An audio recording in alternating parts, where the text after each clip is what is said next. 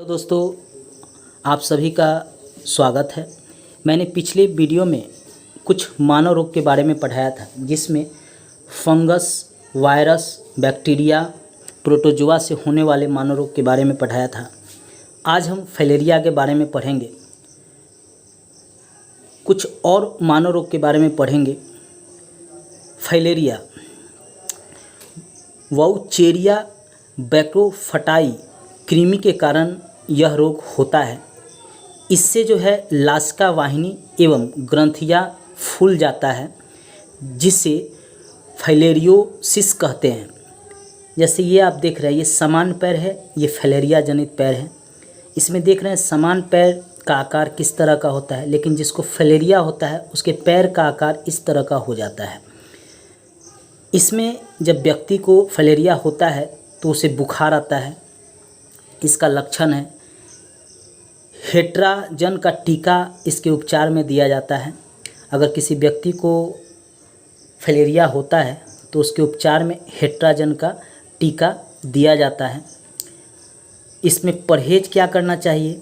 दही नहीं खाना चाहिए, केला नहीं खाना चाहिए, चर्बी यानी मांस नहीं खाना चाहिए, प्रोटीन जनित खाद्य पदार्थ को नहीं खाना चाहिए।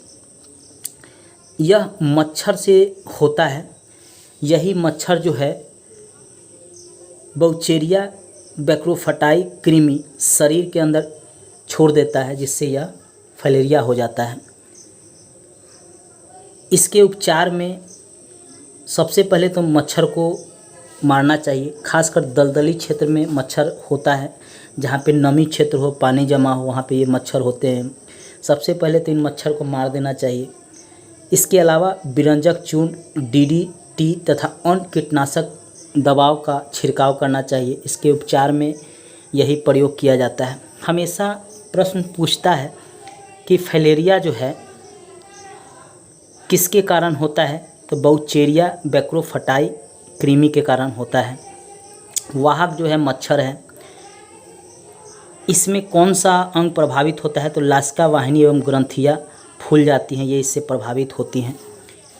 इसके लक्षण है इसमें ज्वर आ जाता है। इसके उपचार में हेट्राजन का टीका दिया जाता है। मधुमेह अग्नाशय से संबंधित रोग है। इंसुलिन का पर्याप्त स्राव नहीं होने से यह होता है। चूँकि इंसुलिन यकृत और पेशियों में ग्लाइकोजन संचित करने में मदद करता है। इसका पर्याप्त मात्रा में स्राव नहीं होने पर यकृत में ग्लाइकोजन का उपयोग होता है और ग्लाइकोजन की मात्रा धीरे धीरे समाप्त होने लगती है। ऐसी स्थिति में तंतुओं में प्रोटीन और संचित वसा शर्करा में परिवर्तित होने लगता है। इसके रक्त में शर्करा की मात्रा बढ़ने लगती है और शर्करा मूत्र के माध्यम से बाहर निकलता है, जिसे हम मधुमेह की संज्ञा देते हैं। यह व्यक्ति है, यहीं पे अग्नाशय होता है। इससे इंसुलिन का पर्याप्त स्राव नहीं होने से मूत्र मार्ग के द्वारा यह बाहर निकलने लगता है शर्करा। इसी को हम मधुमेह कहते हैं। अक्सर देखते हैं कि जिसको मधुमेह होता है, अगर वह कहीं पे पेशाब करता है तो वहाँ पे चींटियाँ लग जाती हैं। इससे पता चल जाता है उस व्यक्ति को यह बीमारी हो चुका है, क्योंकि आपको उसके पेशाब के आसपास चींटी दिखाई देगा। इसमें धीरे धीरे व्यक्ति का जो वज़न है वह घटता है, स्वास्थ्य चेहरा भी उसका इससे प्रभावित होता है। शरीर पूरी तरह से प्रभावित होता है। कमर में दर्द, सर में दर्द, देह में दर्द होता है। जिसको मधुमेह होता है, चलने में दिक्कत होती है, खाने में दिक्कत होती है, पाचन शक्ति उसका कमज़ोर हो जाता है।